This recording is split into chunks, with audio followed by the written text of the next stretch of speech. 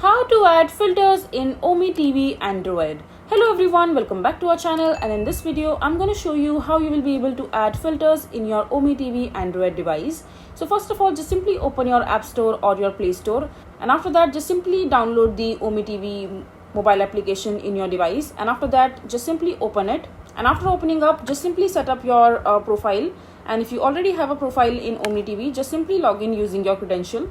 And as soon as you log into your OmeTV Android mobile application, so unfortunately you won't be able to add filters in your OmeTV mobile application, simply because the OmeTV mobile application does not apply you to add filters, because you can also check it yourself. When you click on the settings icon from the top right corner of the screen, over here you will be able to see that there is no such option where you can add filters in your OmeTV mobile app.